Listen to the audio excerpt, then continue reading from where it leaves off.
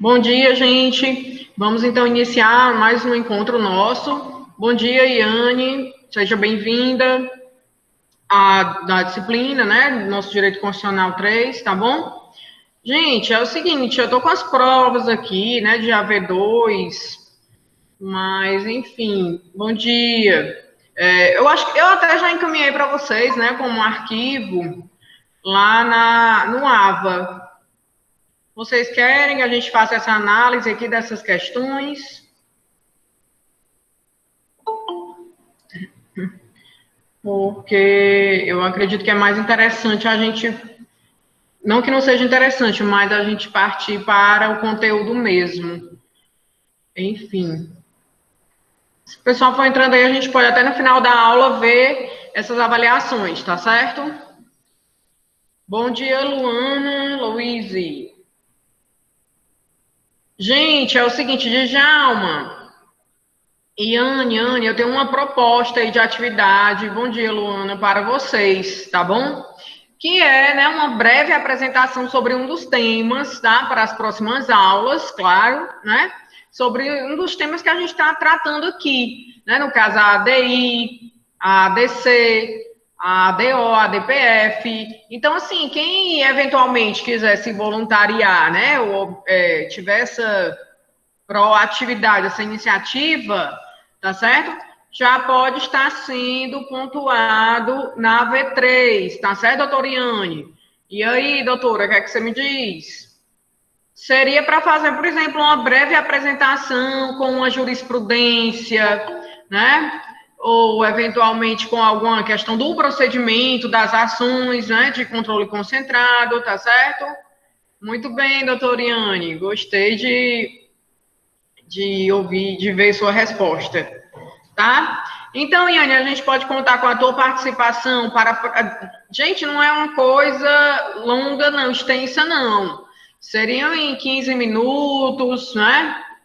No máximo, né? 15 minutinhos, porque a gente nem pode dispor de muito tempo, né? Em relação à questão do conteúdo. Iane, você está disposta a participar da próxima aula? Seria dia 17.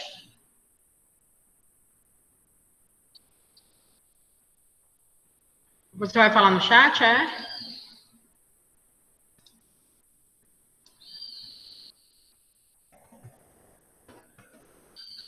Djalma. Oi, professor. Oi, Djalma. Bom dia. Pronto. Você vai ficar com qual temática, Djalma, para as próximas aulas? A senhora pode escolher aí por mim. Pronto, então você vai falar sobre... A Yane, né? Fica com a aula da... Com a aula não, né? Com 15 minutinhos aí da aula do... A Yane saiu. Da próxima terça-feira, tá certo? Tratando aí a respeito... Eu acho que ela saiu, então... A respeito da ADI, ADC, Djalma, pode ser ADO?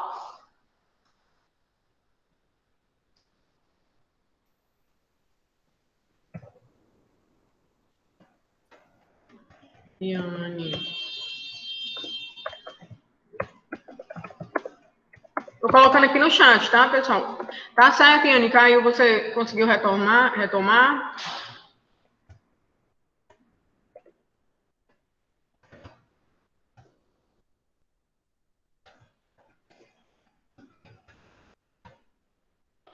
Gabriel, bom dia.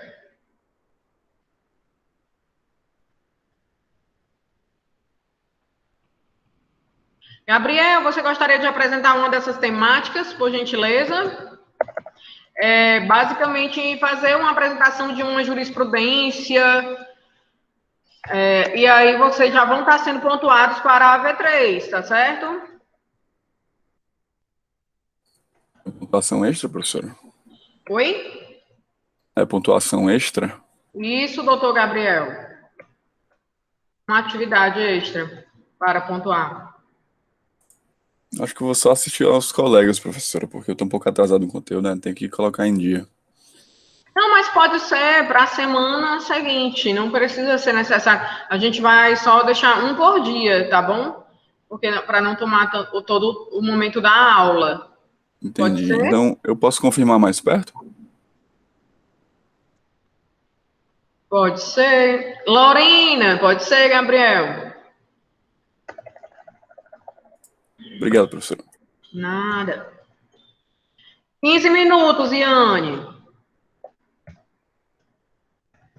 15 a 20 minutinhos no máximo, tá certo? Porque também não tem como a gente disponibilizar todo o momento da aula, né? A gente precisa ver o conteúdo, tá bom? Então, confirmada a Daiane para o dia 17, tá? O Djalma. Pode ser ADO, Djalma? O ADC? Pode ser ADO, professora. Para o dia 19, ok, Djalma? Tranquilo, professora. Vocês vão pesquisar uma jurisprudência ou vão trazer algum conteúdo a propósito do procedimento, tá certo? Para apresentar em breves 15 a 20 minutos das aulas que eu estou apontando aqui, tá ok? Já uma ADO, tá? Doutora Luana Louise, bom dia.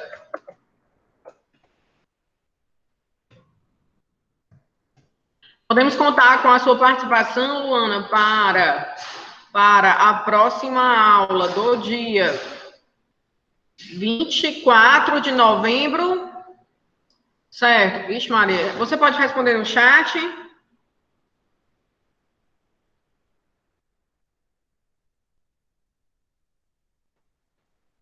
Luana, para o dia 24 de novembro, para você tratar sobre a ADC, pode ser? Só são 15 minutinhos e vocês já vão estar pontuando para a V3, tá?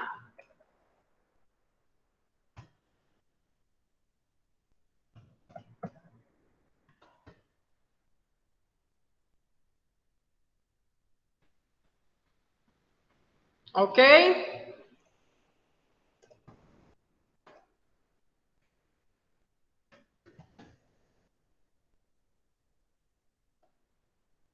Bom, eu entendo.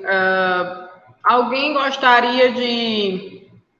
Gabriel, Lorena,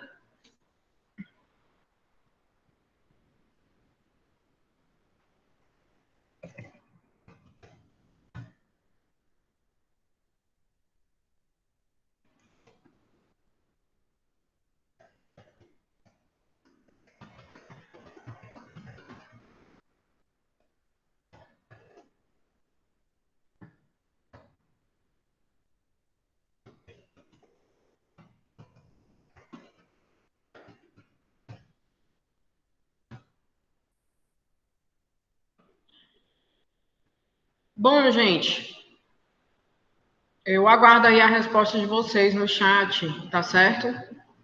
A Luana, vamos ver, né, se ela consegue ajustar aí a questão do microfone, enfim, tá? É interessante, né, que vocês possam pesquisar um pouco, tá certo? Participar também, não é, nesse momento da aula, tá? E de nada, Luana, né? Eventualmente você pode tentar apresentar alguma coisa por escrito, certo, Luana? Eu vou tentar lançar no AVA aí para vocês a proposta dessa atividade. Mas o ideal também, pessoal, é que vocês possam participar nesse momento da aula, né? Da aula síncrona, enfim, a gente às vezes precisa aí de ter o feedback e a participação de vocês também nesse momento, né? Para que a gente possa realmente analisar aí esse acompanhamento, né, do conteúdo da disciplina, tá certo? Doutor Djalma, conto com você. Gabriel, e aí, Gabriel? Algum dia para apresentação, dia 26 de novembro? Pode ser, Gabriel?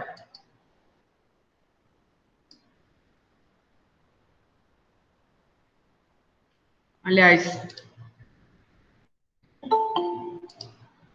Seria, não é 23, né? Seria 24 e 26, tá? Então, estamos, né? Aí com datas disponíveis.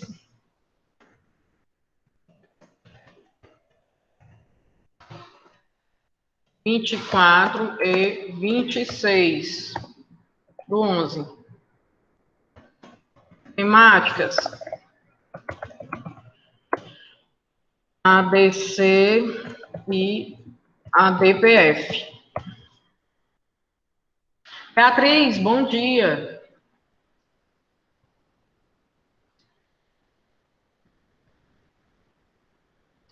Beatriz, a gente está propondo aqui um trabalho, né, uma participação, uma atividade para vocês participarem e, bom dia, para apresentarem em breves 15 minutinhos, no máximo 20, tá, essas temáticas que a gente está abordando também das ações de controle de constitucionalidade concentrado, tá certo? Temos aí 2 datas, tá, que seriam 24 e 26 de novembro, tá certo? Essa atividade já vai servir para pontuar para a V3. Tá ok? Você vai apresentar a DPF ou a ADC, Beatriz?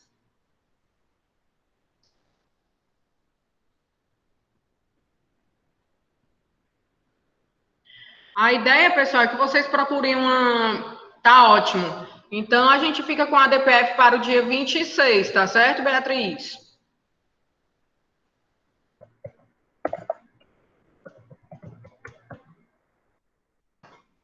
É Beatriz... Coelho, é?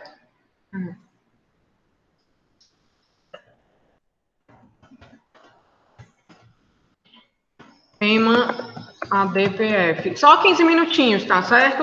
Aí você procura, né, alguma jurisprudência, alguma decisão, alguma temática interessante para trazer e apresentar aqui. E isso já vai ser avaliado também com pontuação para a V3, tá ok? Então, fica para o dia 26 do 11. Eu vou colocar lá no AVA, pessoal, depois, a proposta dessa atividade. Tá certo? Djalma. Gabriel. Gente, vamos lá para o nosso conteúdo.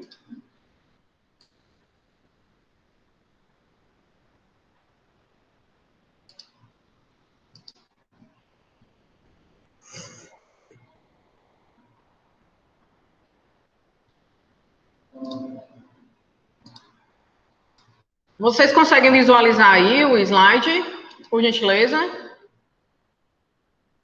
Ok, Djalma. Bem. Obrigada, gente. Pronto, a gente estava tratando, né, na aula passada, a respeito da ação direta de inconstitucionalidade, tá certo? Que gente, são ações, né, que nós estamos abordando aqui. Doutor Gabriel ou Djalma, posso contar com vocês para... eventualmente, a leitura de algum dispositivo aqui da lei ou da Constituição, de Djalma, Gabriel, por gentileza.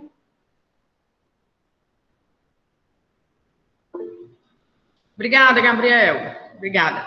Então, pessoal, a gente estava, né, falando aí a respeito da ação direta de inconstitucionalidade, da ação direta de inconstitucionalidade, tá? Que tem aí como... foro, né, como jurisdição, se puder falar, né, originária, o próprio Supremo Tribunal Federal, né, já fizemos essa leitura aqui do artigo 102, inciso 1, a linha A, tá certo? O 103, né, nós estávamos falando, competência para julgamento Supremo Tribunal Federal, nós estávamos abordando aí na aula da terça-feira, né, essa pertinência temática, essa legitimidade, né, essa legitimação ad causam para essa ação direta de inconstitucionalidade, que a gente já falou aqui também, pessoal, que se trata de um processo de cunho objetivo, né, ele vai buscar proteger, tutelar o ordenamento jurídico do ponto de vista objetivo, ou seja, eu não tenho interesse subjetivo, eu não tenho interesse de partes, né, como a gente tem no procedimento comum, no processo ordinário, né? Ou, eventualmente, num controle difuso, né? Em que existe o interesse, ou um interesse das partes que estão ali litigando, tá certo? Aqui, por essas ações, né? A ação direta de inconstitucionalidade, a ADC, a ADO, né? A ADPF, a gente vai ter a tutela, né? Vai se buscar, vai se objetivar a tutela do ordenamento jurídico do ponto de vista objetivo, né? Objetivamente considerado. Então, eu posso dizer que existem partes, não é? Mas do ponto de vista formal e não materialmente falando, né? Eu tenho partes que seriam esses legitimados ativos, né? Para a propositura da ação, estão no 103. Doutor Gabriel, pode fazer uma breve leitura aí sobre, eu acredito que, eu não sei se foi o Djalma que já leu aqui, ou foi o Clay na aula passada, né?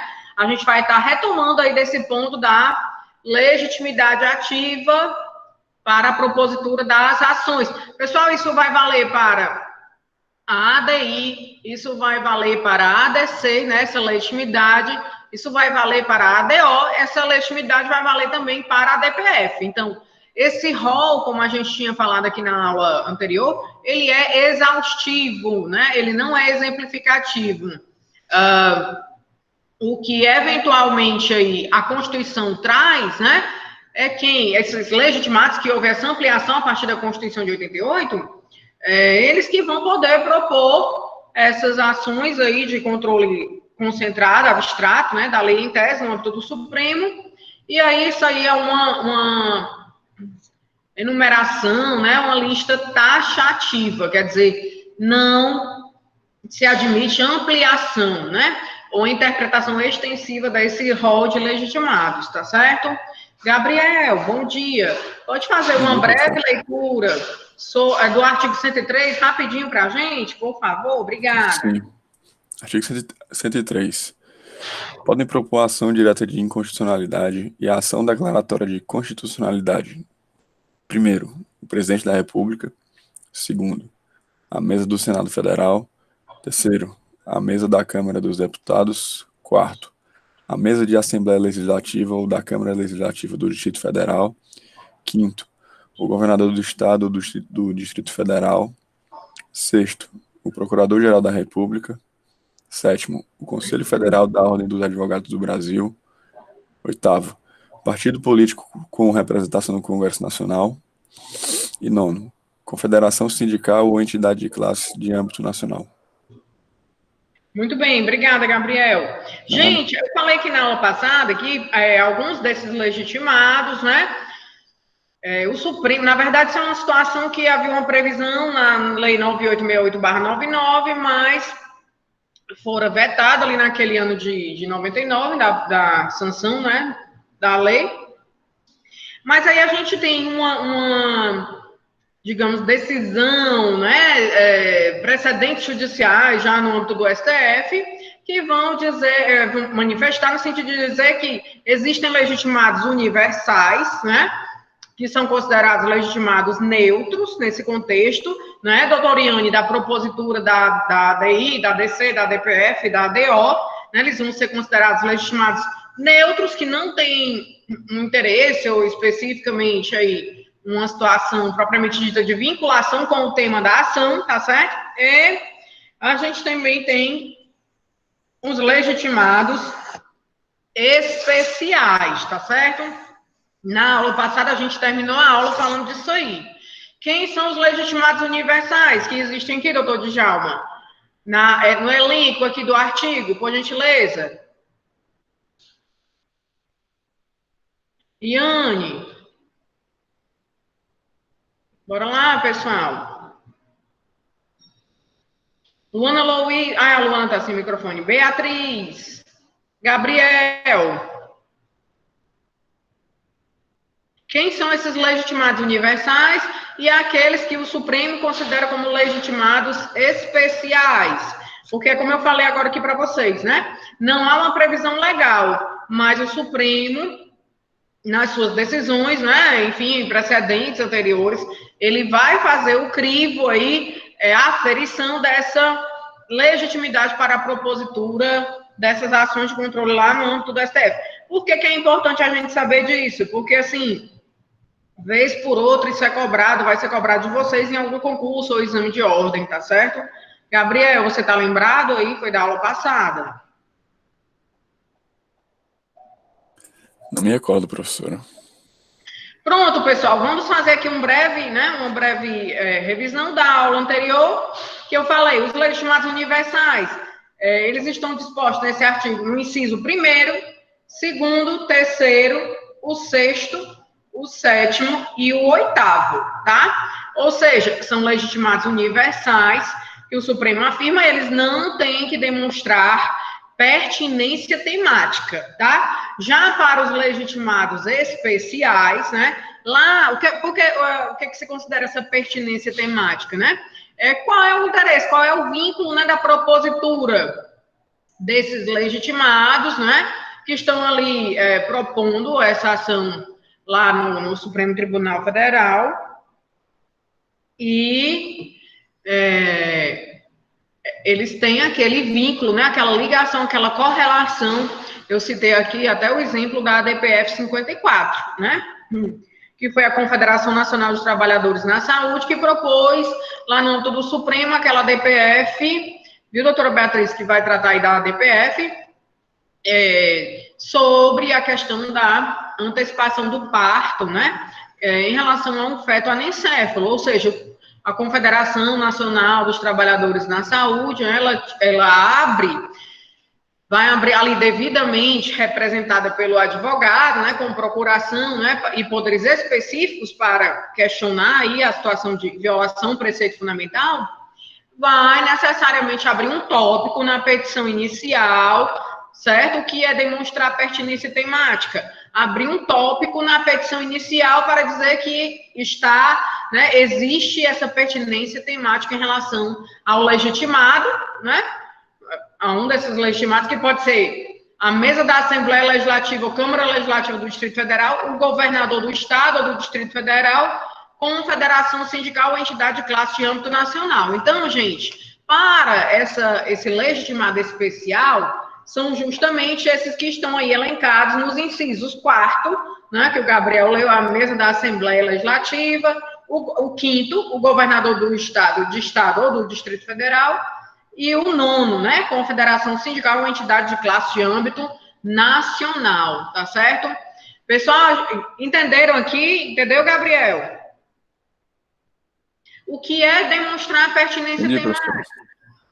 Demonstrar pertinência temática. Abrir um tópico na petição inicial, né, desses aí, enfim, desses legitimados, incisos 4º, 5º e 9º, tá certo?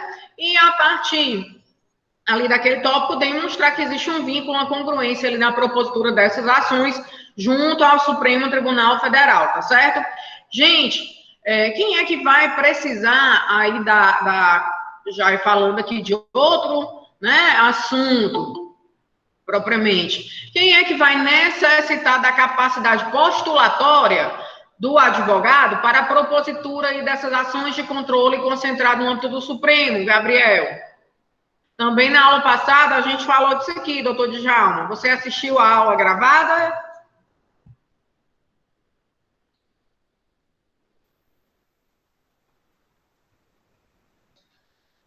Hein, Djalma?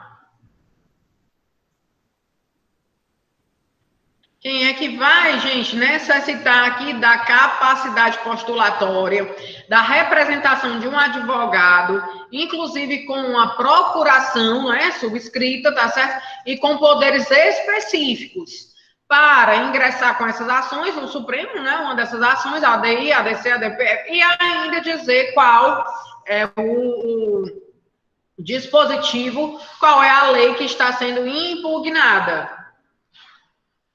Quem é que vai necessitar aqui da representatividade, da capacidade do advogado?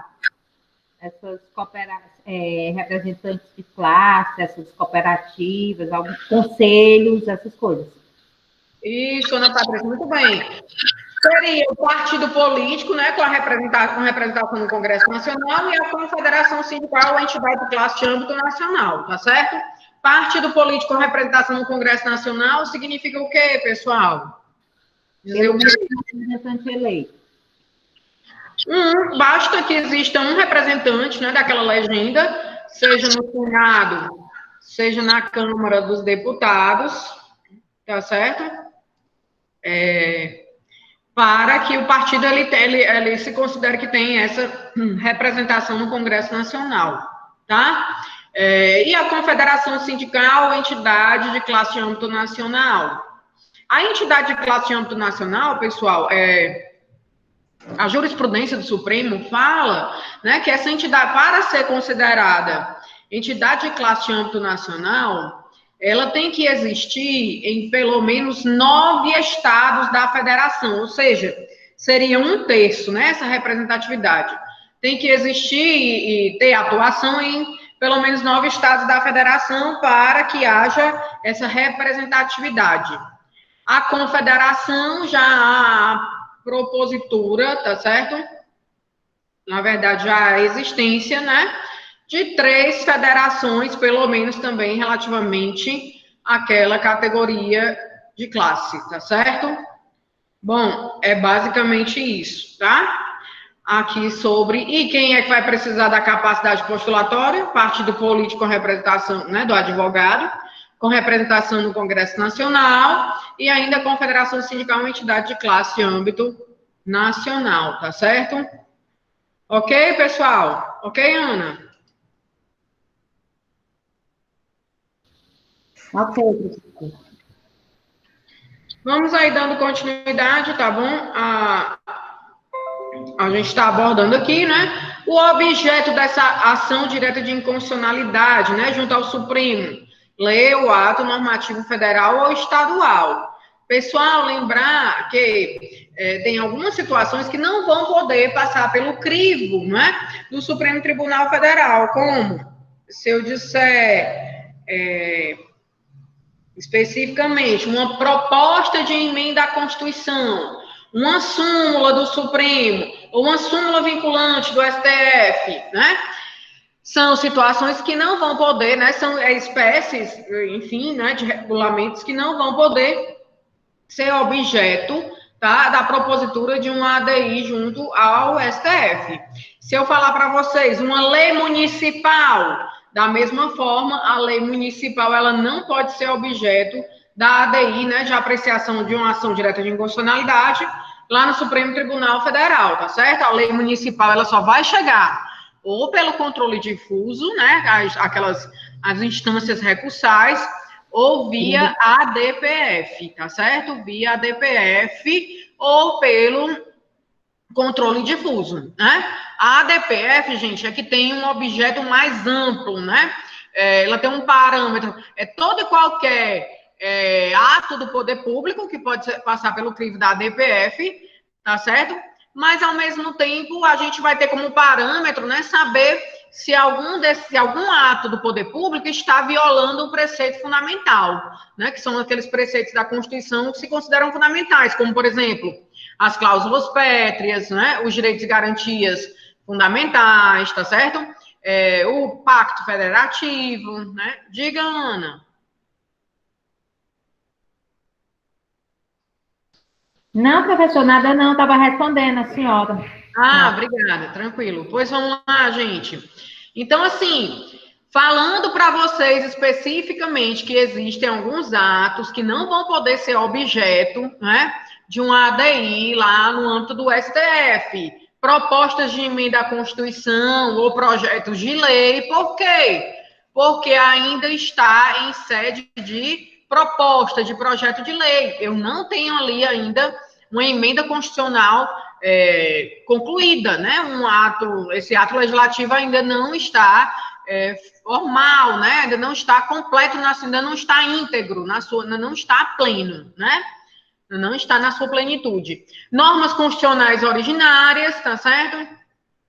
Leis ou atos, normas constitucionais originárias, normas que foram instituídas ali a partir da Constituição de 88. Diga, Ana. A gente pode considerar também que a questão de não poder nesse momento de gestação de uma lei, se falar também na questão do respeito da harmonia dos poderes, porque assim, imagine o que seria do legislador se o ato dele, que é exatamente legislar, ele fosse impedido de ser feito por conta de uma ação de um outro poder, né? No caso, sim, justamente, Ana, muito pertinente tua indagação, Ana Patrícia. Até porque, pessoal, quando a gente trata de controle de constitucionalidade, gente, apesar, né, de hoje a gente ter uma postura muito ativista do Supremo Tribunal Federal, né, a gente vivenciou muito isso, viu, Beatriz, aí na época da pandemia, né, enfim, você que vai tratar aí da ADPF. Ana Patrícia, a gente está com uma atividade proposta, deixa eu só falar aqui porque a Ana chegou depois, né, pessoal? Uma atividade proposta de que vocês possam apresentar em 15 minutinhos alguma pesquisa, alguma decisão judicial nas temáticas do controle concentrado de constitucionalidade, né? Já temos a Iane aí para a próxima aula, dia 17, com a ADI, o Djalma para o dia 19 com a ADO, a Beatriz Coelho com a DPF para o dia 26. Está faltando aí alguém para o dia 24. Essa atividade, ela vai servir para pontuação na nota da AV3, tá certo, pessoal? Então, Ana, como você chegou depois, eu estou só reforçando aqui, tá? Eu posso escolher qualquer uma dessas? Ou tem um você pode tratar da ADC, por exemplo, pode ser? Porque não tem ninguém ainda. Posso. Perfeito. Então, seria no dia 24. 15 a 20 minutinhos no máximo, tá bom? Tá ótimo. Eu fico com ela, então. Então, obrigada, Ana Patrícia, parabéns. Gente, eu estava falando, Ana Patrícia, aí com base né, aproveitando a tua indagação, o Supremo, pessoal, nessa visão de tribunal constitucional, né, que a gente tem aí o surgimento lá, com essa visão do controle concentrado, lá na Áustria, né, em 1920, pelo Kelsen, tá certo?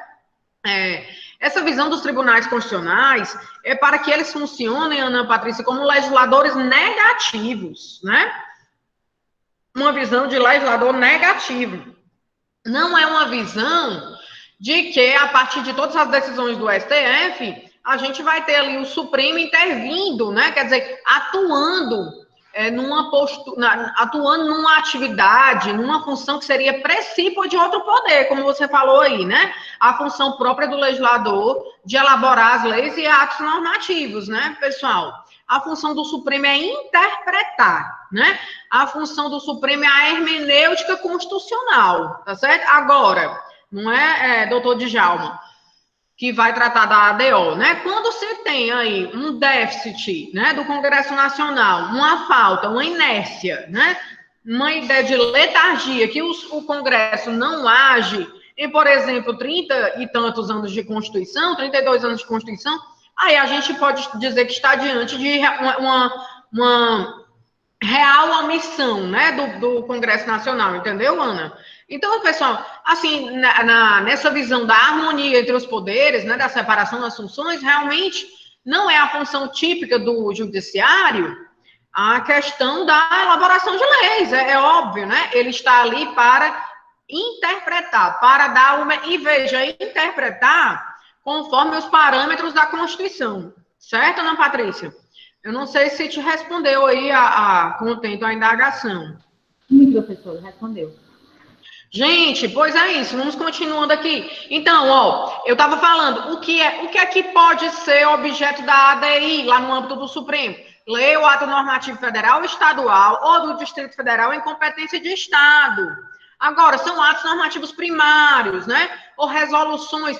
Aí o Supremo, ele vai, né, toda a sua praxis judicial, gente, ele vai interpretando o que vai chegar, né? Resoluções do TSE podem ser objeto de um ADI, resoluções do CNJ, né? Do CNJ, do Conselho Nacional do Ministério Público, já foram alvos, né? Aquela resolução do Conselho Nacional de Justiça que tratava até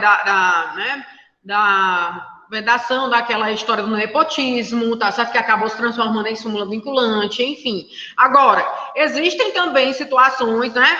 Determinados atos que não vão poder ser objeto da ADI. Por exemplo, como a gente estava falando, a proposta de emenda à Constituição, um projeto de lei, eles ainda não foram concluídos, não foram integralizados, não estão no ordenamento jurídico.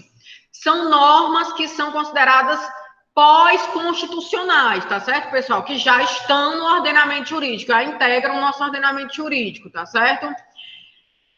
Já leis declaradas inconstitucionais pelo próprio Supremo Tribunal Federal, né, que já tem passado aí pelo crivo da declaração de inconstitucionalidade do Supremo, súmulas vinculantes do Supremo não podem ser objeto de... A súmula, não, ela vai ter um procedimento próprio, né? A súmula vinculante do Supremo também tem a proposta de súmula vinculante. Então, gente, tem o procedimento próprio para modificar uma súmula ou extingui-la, né? Invalidar essa súmula. Isso aí vai passar pelo próprio crivo do Supremo e a lei que rege a súmula vinculante, tá certo? Atos normativos secundários, sentenças normativas, convenções coletivos, conflito entre ementa de lei e seu teor, quer dizer, leis ou atos normativos revogados, se são revogados não surtem mais efeitos, tá certo? Uma ementa da legislação não é um problema de inconstitucionalidade, é um problema de redação de técnica legislativa. Tá? Então, assim, existem alguns atos que não podem, né, efetivamente ser objeto dessa ação direta de inconstitucionalidade, tá certo? Bom dia, Glei.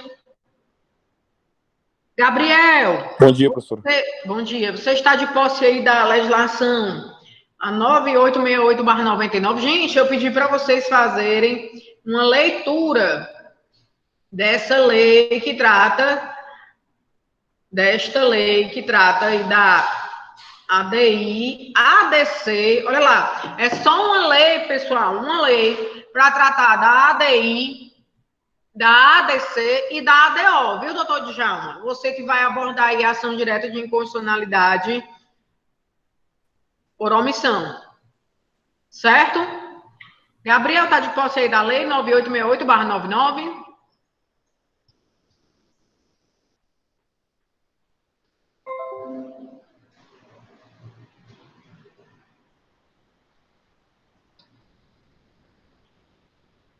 Gente, estão visualizando aí o slide do procedimento?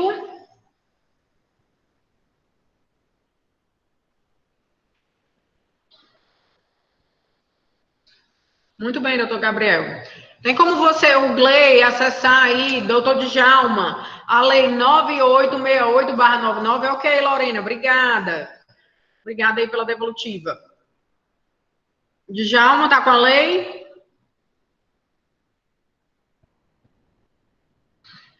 Pronto, doutor Djalma, perfeito. Pessoal, essa lei, né, aqui pela emenda, ó, dispõe sobre o processo e julgamento da ação direta de inconstitucionalidade da ADC perante o Supremo.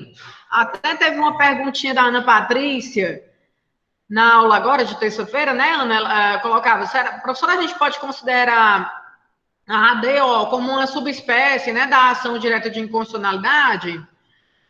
Podemos considerar, assim, a lei aqui, ó, ela, apesar, porque a lei, ela foi modificada, né, introduziu aí para tratar da regulamentação da ADO em 2009, tá certo?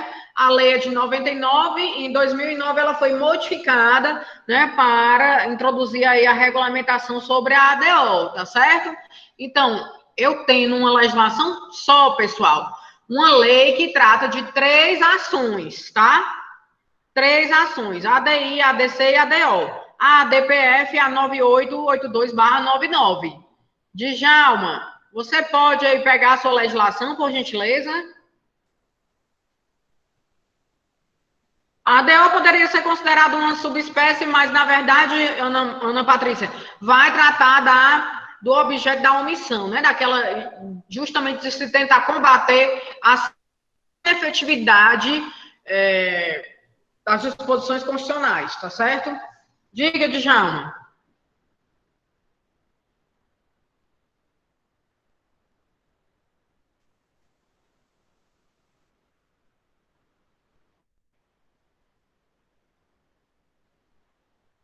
Alguém poderia ajudar o Djalma? Gabriel, Glei, Ana Patrícia. Posso ler aqui, professora? Oi, Gabriel, achou a lei? Estou aqui com ela aberta. Gente, é o seguinte, a gente vai tratar aqui em aspectos gerais, né, dessa abordagem do procedimento. É muito importante, tá certo? A gente tem aí, no âmbito dessa legislação, tá? E vocês devem acompanhar a todo instante, né? Lá no âmbito do STF, a gente vai ter o ministro relator, né, para qual vai ser distribuída essa ação, tá certo? Esse ministro relator, ele pode até conceder uma medida cautelar que pode vir a ser referendada depois, né, posteriormente, no julgamento final pelo plenário, tá certo? Essa legislação, ela vai tratar também, Gabriel, da decisão final, né, aí no âmbito dessas ações de controle concentrado, dizendo que para que a gente tenha, né, para que se institua aquela ideia, né, que veio até no Brasil com a Constituição de 34, para que se institua, a gente fala, é o princípio aí, na verdade, da full bench, né, no direito americano, tá? É o julgamento pelo plenário, pessoal. Quer dizer, as matérias de controle de constitucionalidade são de extrema importância, né? Uma interpretação que o Supremo vai fazer de fatos, de situações, né? Não é especificamente um caso concreto, mas são situações que estão sendo muitas vezes prejudicadas pela existência, né? Ou pela permanência de uma lei no ordenamento jurídico, uma lei que pode estar tendo um vício de inconstitucionalidade. Esse vício já viu vícios de inconstitucionalidade que podem ser vícios formais e materiais, né? A gente já abordou aquelas espécies de inconstitucionalidade, tá certo? Então, assim, que para se estabelecer uma sessão de julgamento, Gabriel, a lei vai trazer aí para a gente, pessoal, eu tenho que ter pelo menos 8 ministros presentes, tá? Que para se estabelecer a maioria absoluta do tribunal, né? Ou aquela cláusula de reserva de plenário, ou que vem do direito norte-americano, né? No Brasil surgiu assim, a partir de 34, que é o full bench, né? A corte toda reunida para julgar, né? Uma matéria que é bem importante, tá? Eu tenho que ter o julgamento pelos ministros do Supremo, pela maioria absoluta de 6 ministros, tá certo? Então, eventualmente, se for perguntar a vocês, né, qual é o quórum para julgamento dessas ações no Supremo, vocês já vão saber que é maioria absoluta, tá certo? E que essa maioria absoluta no Supremo é de 6 ministros. Agora, 6 ministros. Tá? Se for aquele quórum, né, para atribuir aquela modulação temporal, né, às decisões do Supremo Tribunal Federal, tá certo? Já vai ser um quórum qualificado, que a própria lei, lá no artigo 27, né, a gente vai examinar, vai falar que é de 2/3, então seriam 8 ministros no Supremo, tá? Para aprovar essa ideia aí da modulação temporal, né? Porque, regra geral, esses efeitos, quando o Supremo declara uma lei inconstitucional, esses efeitos vão ser ex-tunc, retroativos. A gente adere, né, àquela teoria da nulidade do ato legislativo. É como se essa lei nunca tivesse existido, né? É como se ela não tivesse surtido efeitos. Na prática, ela pode ter surtido. Então, se houver aí essa situação, o Supremo pode, eventualmente, modular esses efeitos, tá certo? Mas o importante é que a gente saiba que a regra geral dos efeitos é que nessas ações, né, esses efeitos são erga omnes, são efeitos vinculantes, que já está estabelecido aí na lei desde 99, mas aí na Constituição esses efeitos vinculantes também estão hoje previstos, né?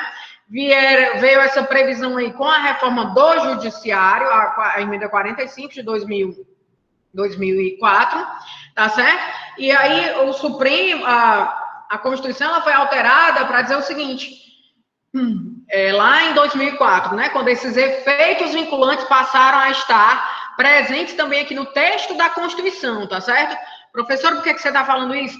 Gente, isso aí já foi abordado em questões também de concurso, enfim, de OAB, tá?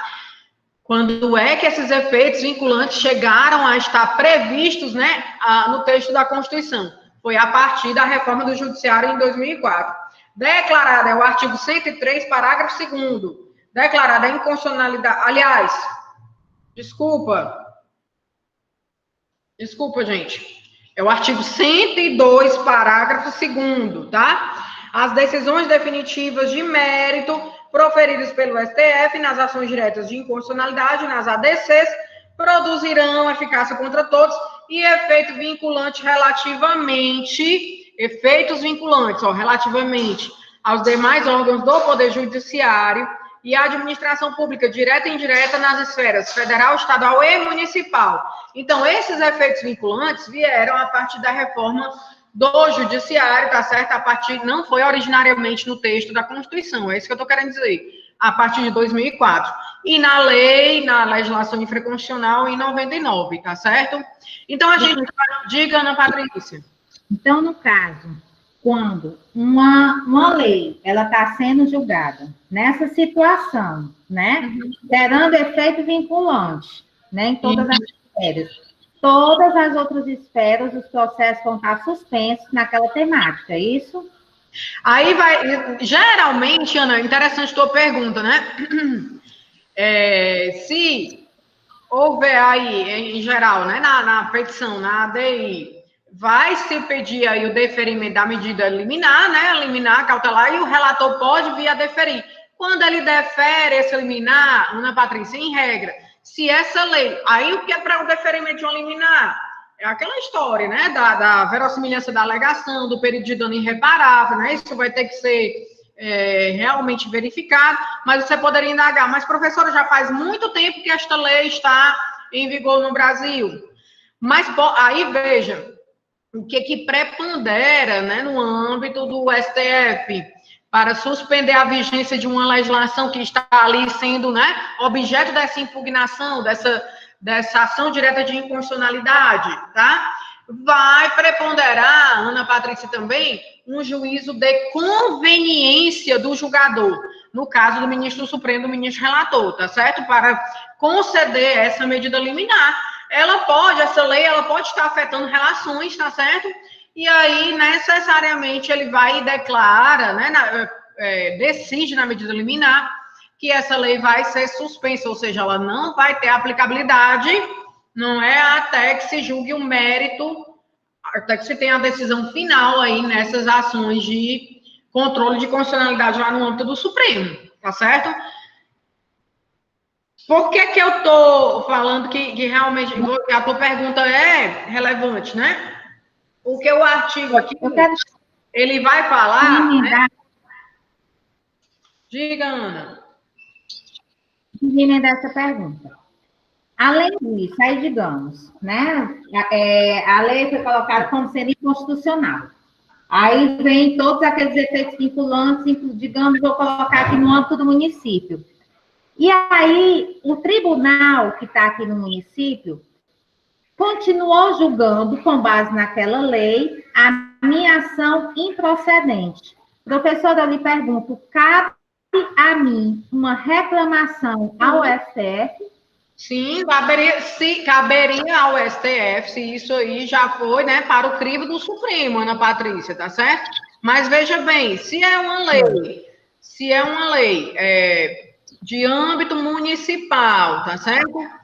Que tenha sido declarada aí, digamos, num caso concreto, né? Porque a gente acabou de falar aqui que a lei municipal, ela vai chegar ou pelo controle difuso ou na ADPF, tá certo? Se ela já tiver sido objeto, né, tenha sido declarada essa inconstitucionalidade, essa decisão do Supremo, ela tem efeito vinculante de caráter erga omnes, tá? Vinculante para os demais órgãos do judiciário, para os demais tribunais, tá certo? Caberia, sim, a reclamação. Agora, se é no âmbito do Tribunal de Justiça, da mesma forma, a reclamação hoje, sobretudo depois do advento, né, do CPC de 2015, Ana Patrícia, ela não é uma, digamos, uma ação, né, não é uma ação que ela tenha incidência apenas no âmbito do Supremo Tribunal, não, tá certo? Ela vai ter incidência também no âmbito, isso aí era até um questionamento, uma crítica que se fazia, né, em relação aos estados estarem legislando relativamente à reclamação constitucional, que seria matéria de cunho processual, né, e legislação em matéria reservada à União. Mas hoje, com o CPC, não. A reclamação ela é possível, isso já foi julgado pelo Supremo, que, inclusive, no próprio aqui Tribunal de Justiça, né, se há uma decisão do Tribunal de Justiça de suspender os efeitos de uma lei municipal, por exemplo, em relação à Constituição do Estado, Ana Patrícia, essa decisão ela deve ser observada, tá certo? Não necessariamente a tua reclamação ela vai ser só lá no Supremo. Ela é lá no Supremo quando a decisão tenha sido ali de competência do STF, quando a decisão tenha surgido no âmbito da jurisdição do Supremo Tribunal Federal, entendeu? O que é que eu estou dizendo? Existe reclamação em todos os tribunais, tá?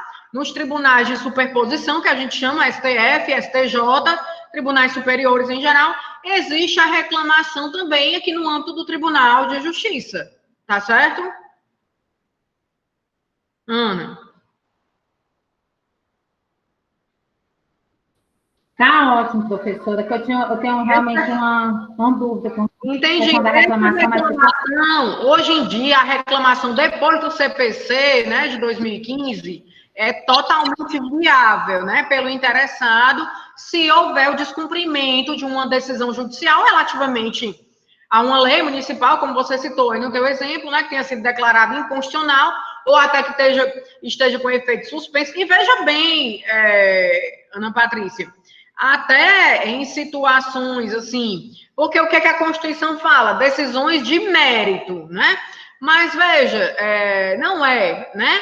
Interessante que um tribunal, mesmo que tenha sido uma decisão aí liminar do Supremo Tribunal Federal, uma medida liminar, né? Uma decisão ainda em caráter provisório, e nessa decisão de caráter provisório, o ministro relator ali, o plenário do Supremo, entendeu que deva ser suspensa a vigência, a eficácia da norma, tá certo? Não é, né, de bom alvitre que esses tribunais, eles venham a estar aplicando uma lei que o Supremo, né, no seu poder de interpretação aí da Constituição, ele suspendeu a vigência e a eficácia dessa norma, mesmo em sede de medida liminar, tá certo? Mesmo em sede de medida liminar, tá? Gente, vamos dando continuidade aí, tá ok? Gabriel, você tá aí, vocês entenderam esses efeitos vinculantes, né? No texto da Constituição, os efeitos vinculantes vieram a partir da reforma do Judiciário. Não foi originariamente aí com a Constituição de 88, tá? Esses efeitos vinculantes. Eu tô falando isso só por uma questão mais de vocês terem essa noção, porque, eventualmente, alguma questão pode abordar isso aí, né? Concurso, exame da ordem. Gabriel, a 9868, tá com a lei aí, por gentileza? Estou aqui, professora. Bora lá, artigo 1º, rapidinho. Vamos lá. Artigo 1º. Esta lei dispõe sobre o processo de julgamento da ação direta de inconstitucionalidade e da ação declaratória de constitucionalidade perante o Supremo Tribunal Federal. Pronto, gente. Aí no parágrafo, aliás, no artigo 1º que o Gabriel leu aí para a gente tem inicialmente, né, somente ele fala da ADC e da ADI, mas lá no artigo, como eu falei, né, essa lei ela foi modificada e foram introduzidos os artigos 12A até o 12H, que é para tratar da ADO, né, da ação direta de inconstitucionalidade por omissão. Inclusive, pessoal, é aquela ideia da omissão que a gente já tratou aqui, né, como uma omissão inconstitucional que vai prejudicar direitos, né, do cidadão. Aquela DO 26 que eu trouxe no começo do semestre para vocês, né, quando o Supremo, numa postura bem ativista até,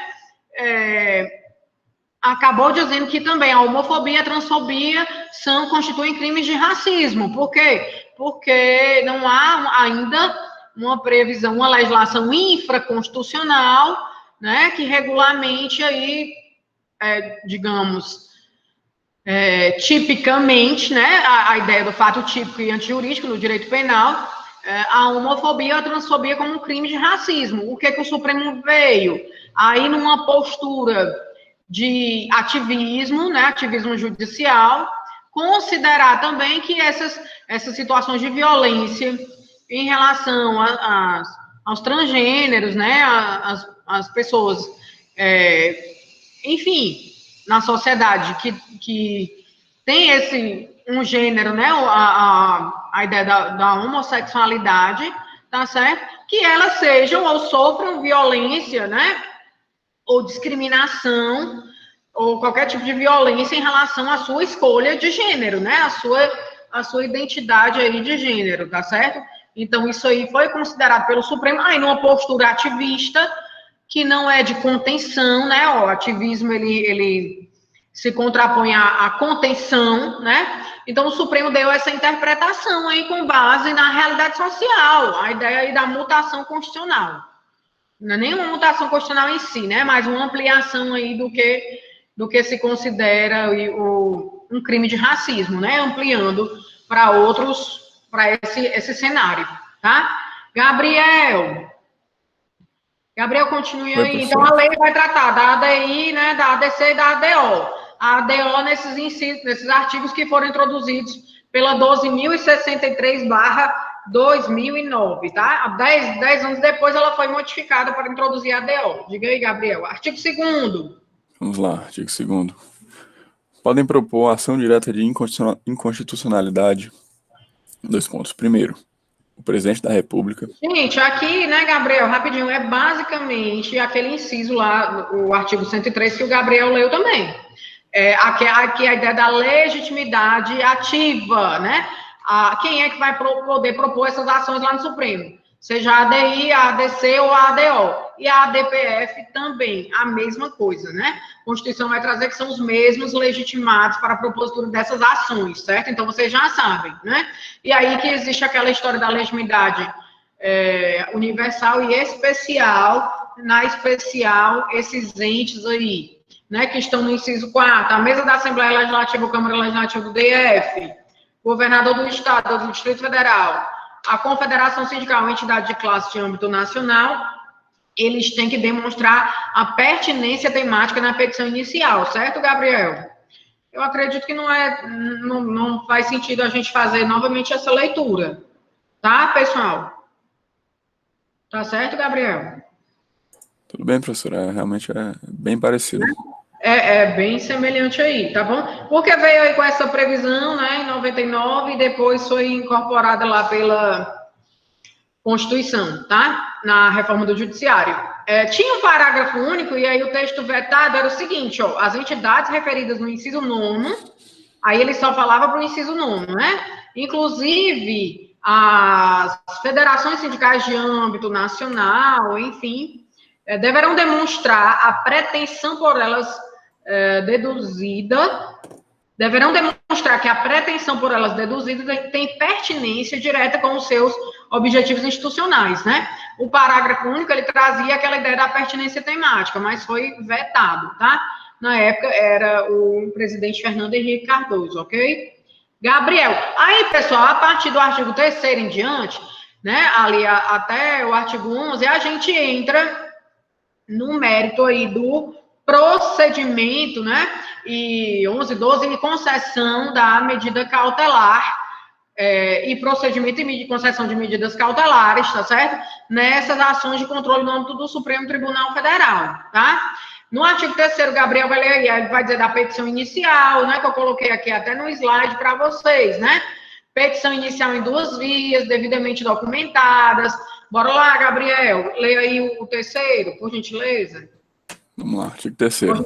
Obrigada.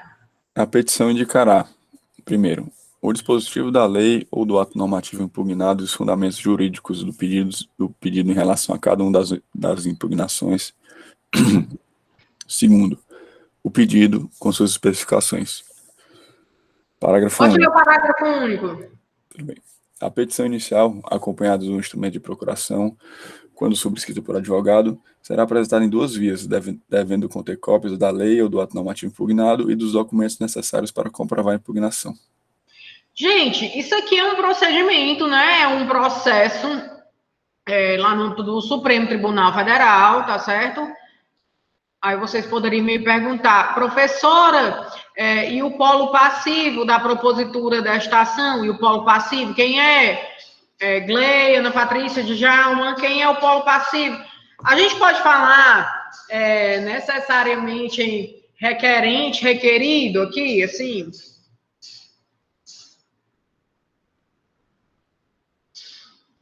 Gabriel, o que é que você acha? Ana Patrícia? Não existe polo passivo, não, professor. Não existe polo passivo. Pronto, Ana, mas aí, porque veja bem, né? Eu entendo aí a posição, mas eu não posso dizer que eu tenho, né? Materialmente falando, né? Aqui, porque é um procedimento que está buscando a defesa do ordenamento jurídico, né? Devidamente no ponto de vista abstrato, objetivo, tá certo? Mas, né? Eu digo assim, quem é que vai prestar informações, Ana Patrícia, aí, que está com a lei sendo impugnada, né? Sendo tida por inconstitucional, que estaria figurando aí numa ideia de requerido. Nem fez a lei. No caso, quem criou, né, a lei. Pronto, então, eu tenho aí, né, como responsável por prestar essas informações, uma ideia aí formal, né, de polo passivo, que seria em geral, aquele responsável pela feitura da lei, né, ou do ato normativo. Eu poderia citar, por exemplo, o Congresso Nacional, tá certo? Que vai ser aí citado para prestar informações, tá certo? No procedimento. É um procedimento, pessoal, que nem lá naquela ação que a gente viu do mandado de segurança, né? Para prestar informações. Então, eu tenho aí digamos, legitimado passivo, que é o responsável pela elaboração da lei ou ato normativo, tá certo? Pode ser o Congresso Nacional e o presidente da República, se houver essa legislação, né, passada pela sanção do presidente da República, tá certo? Podem ser chamados ao feito aí, a ADI, para prestar informações, tá certo? Então, enfim, é aquele responsável pela feitura da lei ou ato normativo que está tendo a sua constitucionalidade aí questionada. Tá certo, pessoal? Gabriel, aí o Gabriel leu para a gente, pessoal, que ele diz assim, a petição inicial, o legislador, né, indicará o dispositivo da lei ou do ato normativo impugnado, os fundamentos jurídicos do pedido em relação a cada uma das suas impugnações, os fundamentos jurídicos do pedido. Pessoal, se eu perguntasse a vocês, o Supremo, no seu poder de realizar, Gabriel, lei, a interpretação da Constituição, ele está vinculado aos fundamentos jurídicos que o autor propôs, esses legitimados, Ana Patrícia de Djalma, Lorena, o Supremo, os ministros, né? Eles estão vinculados necessariamente a esses fundamentos jurídicos trazidos pelos autores das ações aí? O que é que vocês acham? Eles estão vinculados unicamente a essa fundamentação? Professora, como vinculado? Por exemplo, ele traz, o autor, ele traz uma única fundamentação, dizendo que aquela lei tributária, ela é inconstitucional, porque ela não seguiu o princípio da anterioridade tributária.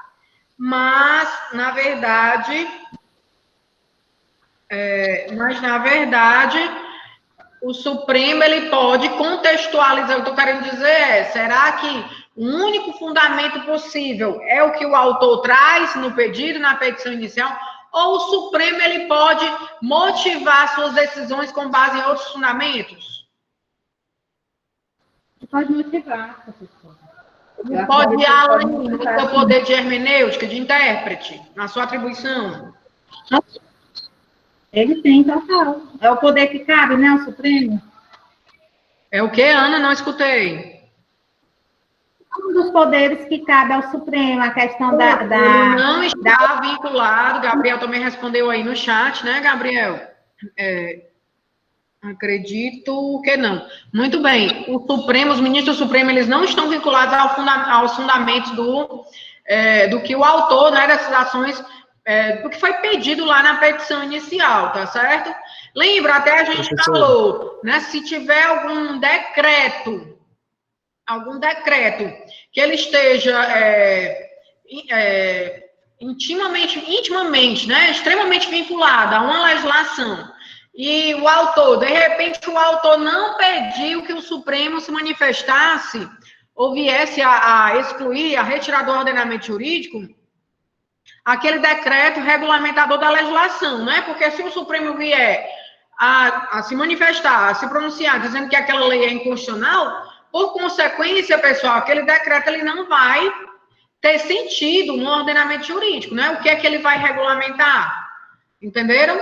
Então, inclusive, o Supremo ele pode declarar a inconstitucionalidade por arrastamento. Lembra que a gente falou numa das aulas? Por derivação consequencial, reverberação consequencial. Tá claro isso aí? Agora, Ana Patrícia, lembrando aqui, né, pessoal, e voltando um pouquinho naquele questionamento que a Ana tinha feito agora há pouco tempo, a gente até fez a leitura, né, daquele artigozinho aqui da Constituição, o artigo 102, parágrafo 2º, tá certo? É porque eu lembrei aqui agora. As decisões definitivas é a questão da vinculação, né, desses efeitos. Eu não sei se vocês observaram, mas aqui, né, não está prevista que os efeitos vinculantes, eu tenho efeitos vinculantes aos demais órgãos do Poder Judiciário e à administração pública direta e indireta, federal, estadual e municipal, ou seja, aos poderes... Só um minuto aqui, Djalma, tá certo que a gente está tratando aqui de outras temáticas, né? Aos efeitos vinculantes, pessoal, que a gente estava abordando aqui no 103, desculpa, no 102, parágrafo 2º, tá certo? Que atribui esses efeitos vinculantes, né, aos demais órgãos do Poder Judiciário e ao Poder Executivo, a administração pública direta e indireta nas esferas federal, estadual e municipal, tá? Vocês poderiam ter indagado também, eu sei que a gente estava falando aí da petição inicial, mas é só voltando para não deixar de mencionar, ok? Essa situação. Vocês poderiam ter perguntado sobre o legislador. E aí, Ana Patrícia, Gabriel, Djalma, o legislador, ele está vinculado às decisões definitivas de mérito do Supremo Tribunal Federal, que tem a ver até com a pergunta da Ana Patrícia, né? Que ela tinha falado sobre a questão das funções típicas, né? Dos poderes. O que é que vocês acham? Não. Eu acho que ele não é vinculado, não, professora. Por quê, doutora? Porque se ele se vincular, ele vai conseguir... Ele não vai conseguir legislar, não? Eu acho que talvez... Eu penso que os órgãos fracionários, eles se vinculem, mas eu acho que o legislativo não. Pronto, aqui não é a questão de órgãos, assim, eu realmente indaguei em relação ao Poder Legislativo, né? Não, como até a tua pergunta naquele momento, Ana Patrícia, porque a função típica do legislador é legislar. Pode até ser, Ana, né, gente, que eu tenha aí por exemplo, a decisão do Supremo, nas ADCs, né, que trataram, e aí alguns casos concretos também de habeas corpus, né, da execução provisória da pena, né, sem que necessariamente o processo tivesse transitado em julgado, ou seja, percorri todas as instâncias, né, judiciais, a partir do 2º grau de condenação, né, da sentença do 2º grau de condenação, né, a execução provisória da pena. Lembram que aí dizia respeito também, né, ao ex-presidente Lula, tá certo? Então, gente, é claro que não, o legislador não vai estar vinculado, né? Por quê? Porque se eu dissesse que há uma vinculação do legislador, né, poderia, eu acho que a gente já falou em algum momento dessa temática aqui nas aulas também, né? Poderia causar o quê, doutora Ana Patrícia? A fossilização do direito. É um fenômeno que a gente chama de fossilização do direito, ou seja, eu ia engessar, né, a atividade legislativa. Entende, Ana?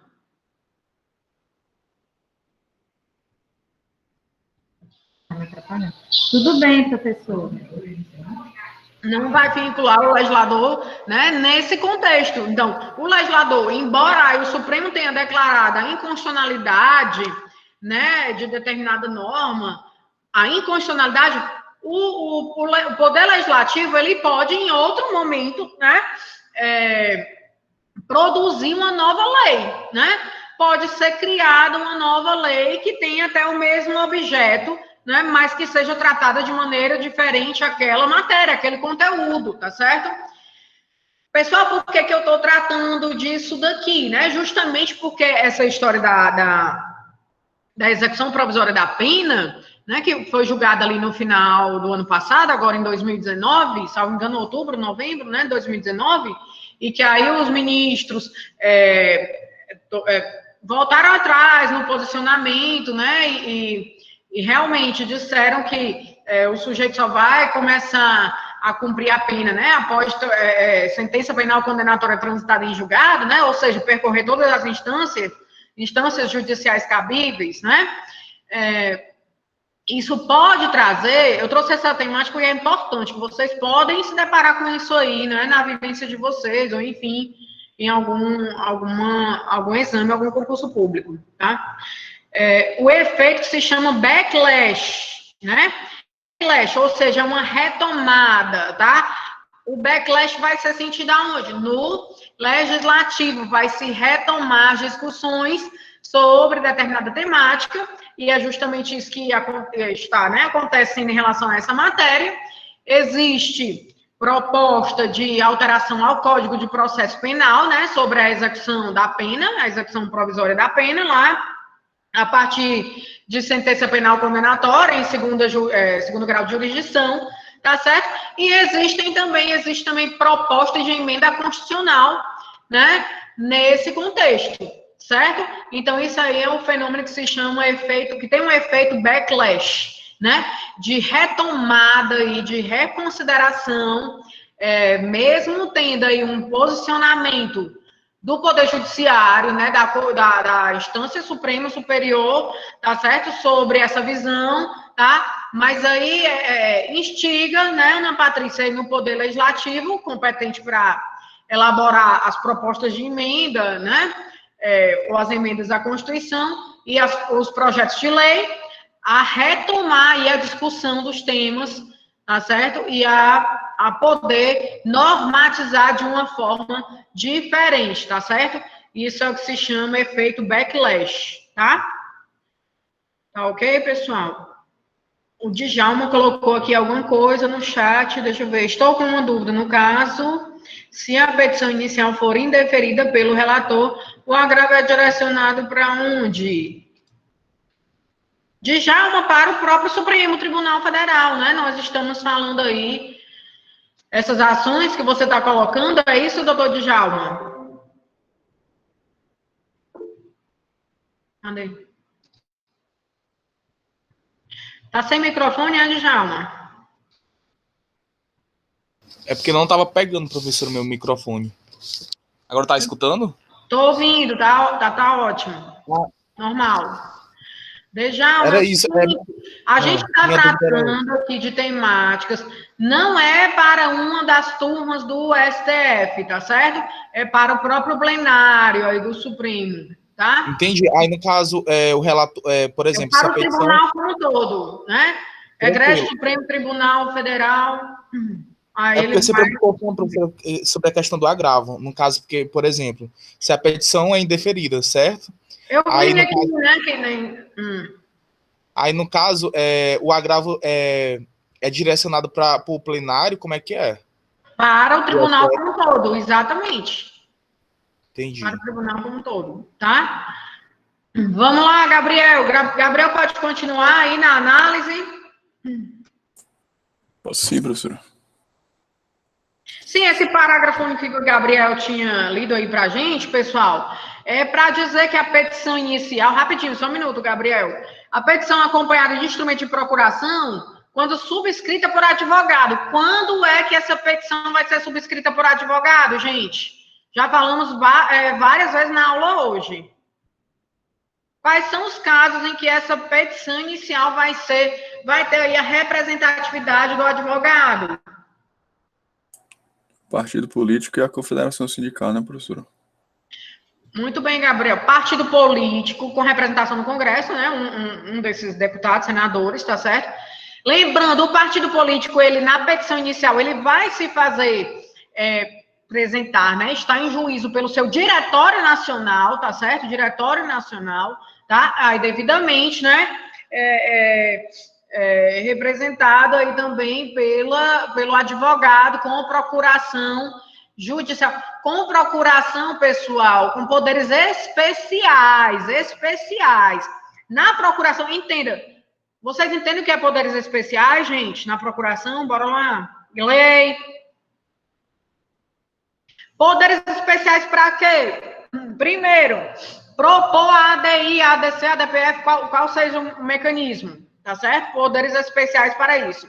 E aí é de bom, né, ao Vitre também, que nessa procuração esteja sendo dita qual é a lei que está sendo questionada, ou qual é o dispositivo da lei, tá certo? Isso aí já passou por jurisprudência do Supremo. Ouviu, Djalma?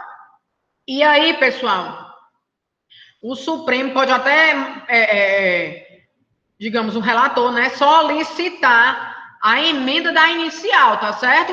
Se eventualmente tiver alguma falha ou alguma situação até na própria procuração que não diga aí especificamente esses poderes, não atribui especificamente esses poderes ao advogado, ao causídico, tá certo? Então, essa procuração tem que ser com poderes especiais, específicos, e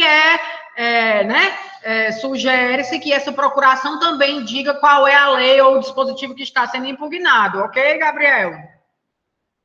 Ok, Djalma? Sob pena de emenda inicial. Essa emenda, ela só vai poder ocorrer ainda em sede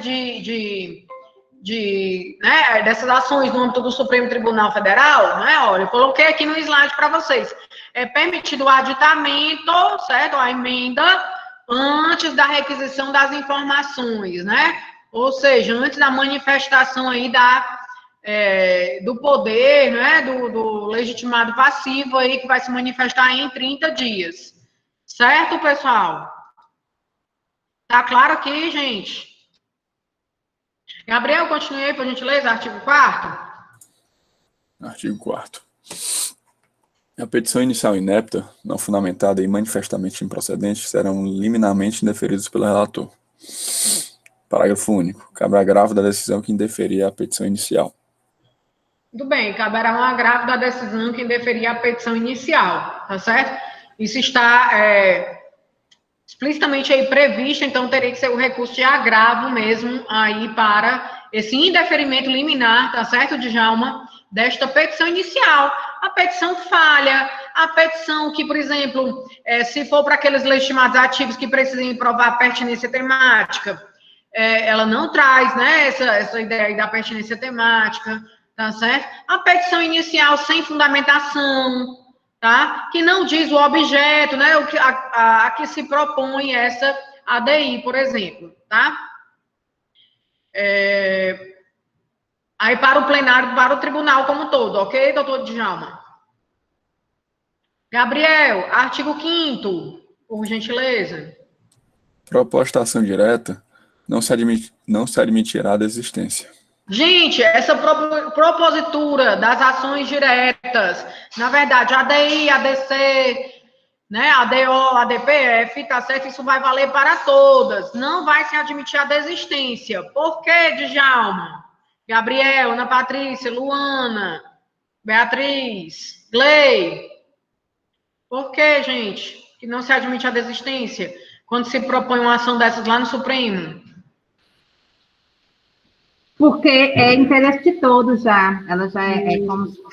Exatamente, Ana Patrícia. Aqui é como se eu tivesse aquelas hipóteses, né, que a gente viu lá na ação civil pública de legitimação, substituição processual, aquela legitimação extraordinária, né? Esses entes aí legitimados, eles agem em nome próprio, né? Mas a defesa do interesse é de quem? É nossa, né? É da sociedade como um todo que não quer ver ou ter no ordenamento jurídico uma lei tida por inconstitucional, tá certo? Com o vício de inconstitucionalidade, tá certo, gente? Então, esse procedimento, né, de controle concentrado lá no Supremo é da sociedade, né? É a sociedade que está ali por trás de uma ação dessas. Tá claro, Gabriel? Glei? Gente, eu não vejo a imagem de vocês, só vejo a Ana Patrícia, às vezes o Djalma. Ninguém aparece aqui nessa turma, né? Nem para compartilhar um momento aí de imagem, tá certo?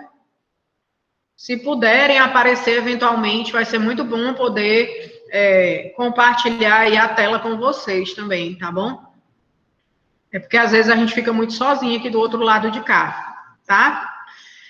Só não é mais porque vocês participam, né? Ana Patrícia, Gabriel, Djalma, tá bom? Glei, né? Bora lá, doutor Gabriel. Pode continuar, por favor. Vamos lá. Bora lá, Gabriel. Apareça aí, Glei. Artigo 6º. Na outra aula eu quero ver vocês, viu? Na semana que vem, o pessoal que vai apresentar os trabalhos, tá bom? Artigo 6º. Gente, a gente vai pelo menos até o artigo 8º aqui hoje, tá bom? Que aí o restante a gente vai dando sequência nas próximas aulas. Bora lá, Gabriel. Artigo 6º. O relator pedirá informações aos órgãos ou às autoridades das quais emanou a lei ou o ato normativo impugnado.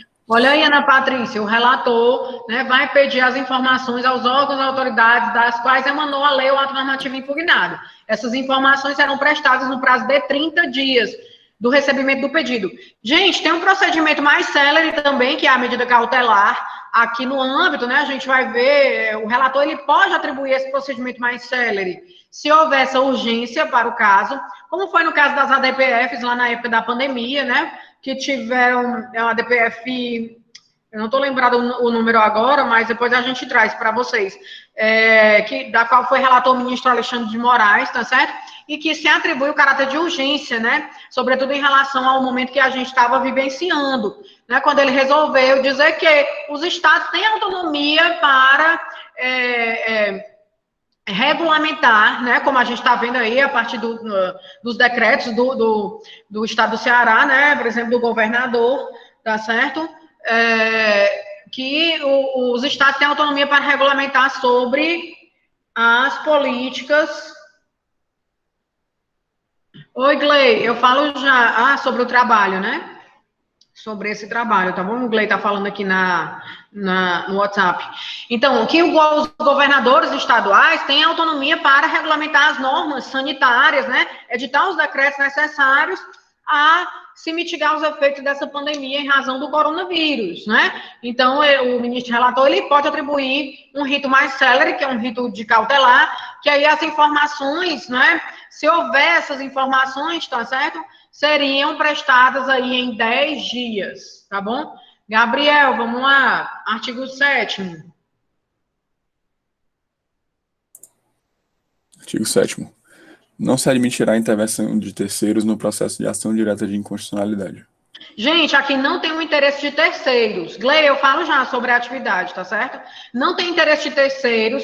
Então, assim, eu não tenho interesse particular, tá certo? Eu não tenho aquela ideia de, especificamente, a ideia, né, que existe nos parâmetros, né, nos procedimentos processuais comuns, tá? De interesse subjetivo, né, como a gente já falou aqui, tá certo? Agora eu posso ter, a partir aí do parágrafo 2º, que o Gabriel vai ler. Tudo bem, Glei, obrigada.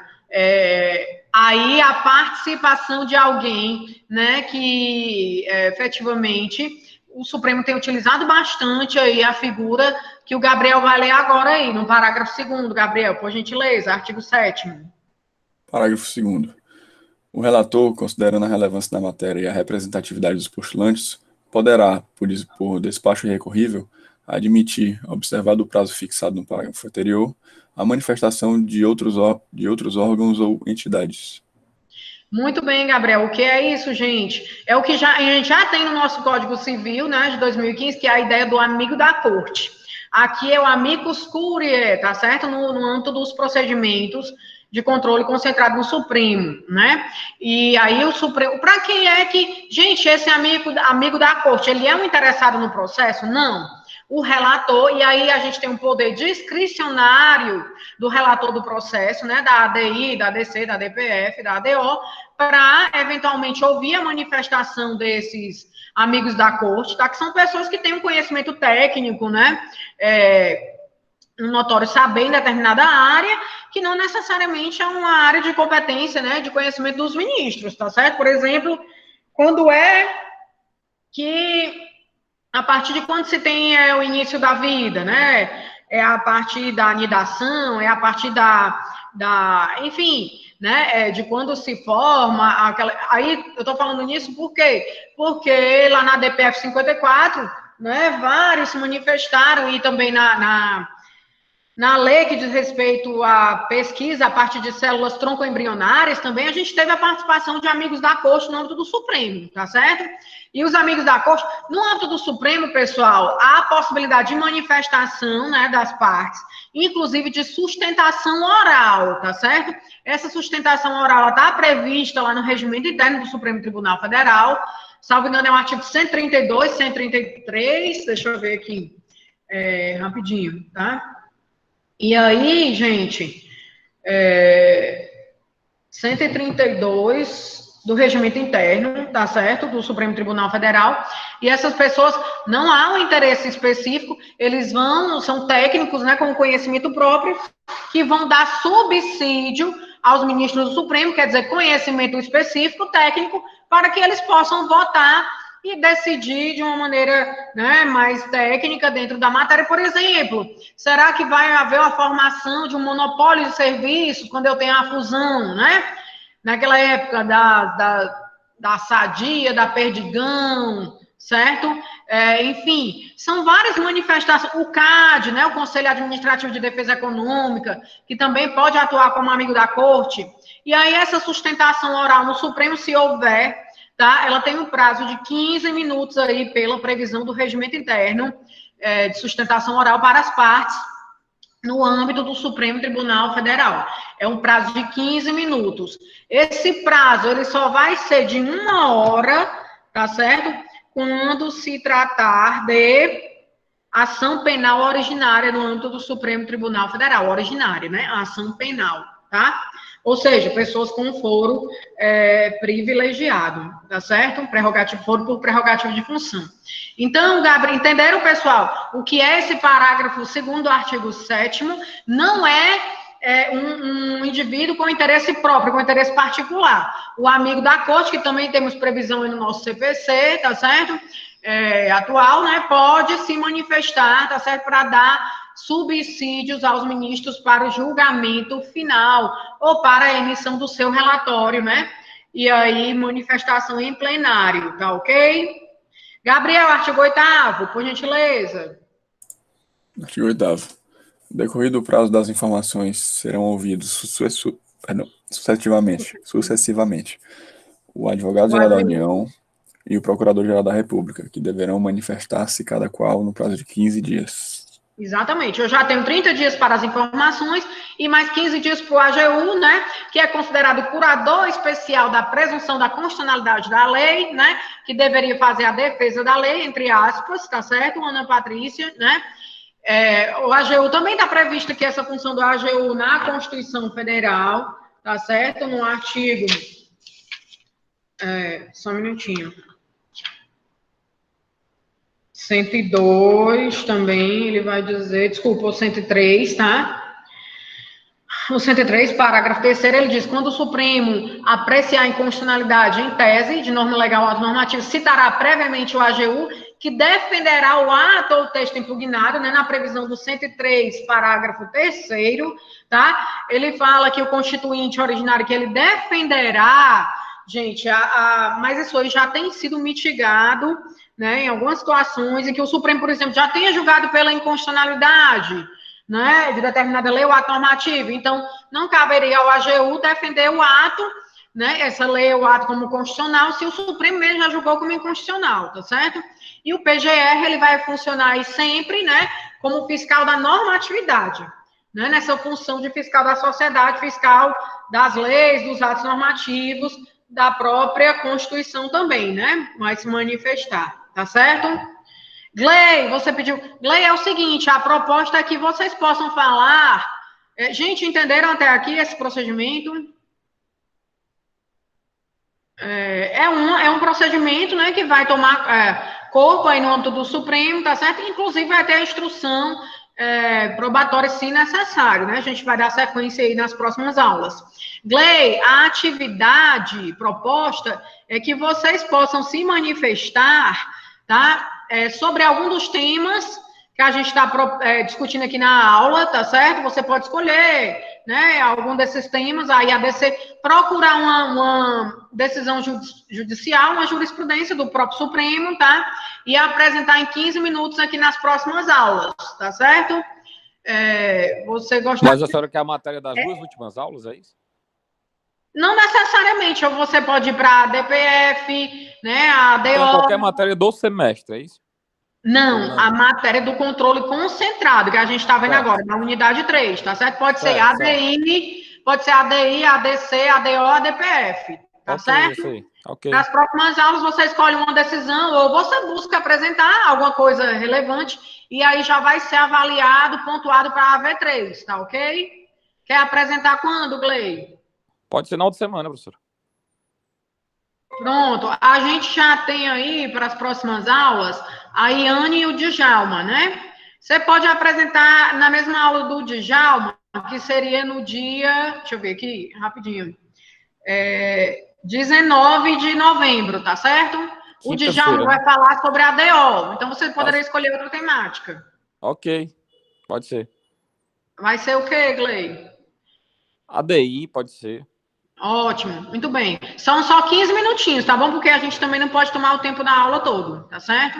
Ok, professor. Gente, eu vou dar a presença para todos, tá certo? Porque já são 11h10, tá? Eu agradeço a atenção de vocês. Vamos estudar um pouco aí da nossa doutrina, né? Do direito constitucional. Ana Patrícia, parabéns, está sempre participando. Djalma também. Gabriel, obrigada aí pelas leituras, tá bom?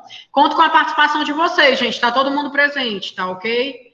Muito obrigada pela atenção e eu desejo um ótimo final de semana.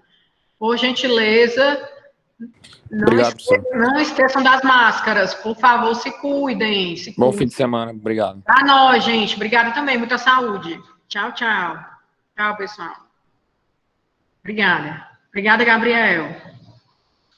Obrigada, Djalma.